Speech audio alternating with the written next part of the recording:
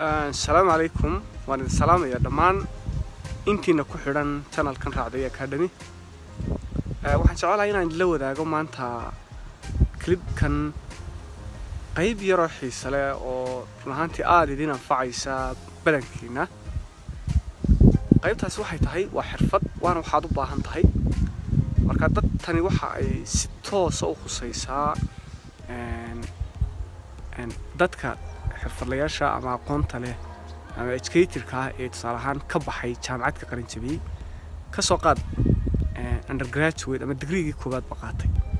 marka qofkaas ama ha shaqeeyo ama yaanu ku shaqeyn wixii uu bartay taas muhiim ah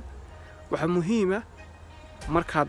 kulliyad barato ee degree ka baxdo ee aad khalisto ee aad shaqo tagto inaad aqoontii aad baratay aanad sii deynin oo aad sii hayso marka sidee baad haddaba ugu wanaagsan ee aad u sii hayn kartaa wixii aad baratay adigoo aan waqti fara badan ku qaadan maktabad iyo buug adigoo aan waqti fara badan saa u sii galin saddex xirfadood oo talaabo aan tijaabiye ayaan kula wadaagayaa maanta saddexaas hadda maxay yihiin saddexaas waxay yihiin kow si aad u ahaato qof update ah oo fiilka uu ka baxay la socda waxa ku soo kordhay iyo wixii uu hore u dhigtay intaaba haya isla markaana sii develop gareeya waxaad u baahan tahay qodobka koobaad inaad ku xiran tahay saddex journal academic journal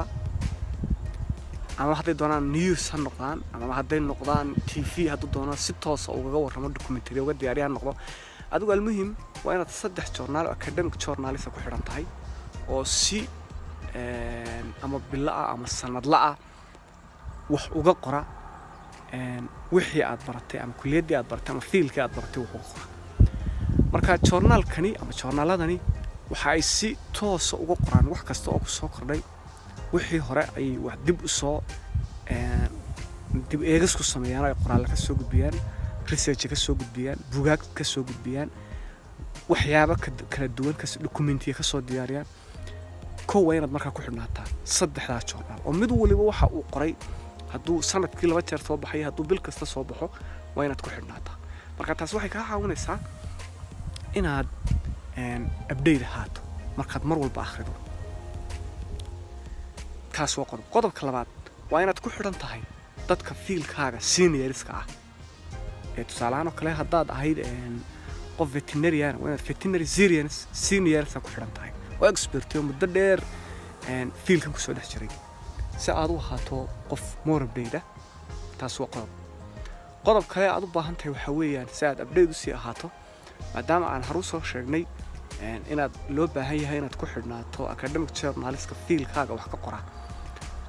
waa inaad waxa aad akhriday qoraal u bedeshaa aad action u bedeshaa oo maxay ah inaad wax ka qorto weey oo markaa waxa la wixii aad soo qortay ama summary ka soo samee ama ma garanaysaa soo naqdi ama sida hal video gaar oo kale si kooban dadka ula wadaagsi uga faa'iideystaan marka saddexda qodob haddaad samayso waxay kor u qaadayaan wixii aad baratay waxay ka caawinayaan inaanad sii deynin waad update markasta ahaato waxay ka caawinayaan inaad waxa ku soo kordhay la socoto waxay ka caawinayaan inaad maskaxda ku sii hayso aad baad u mahadsantiin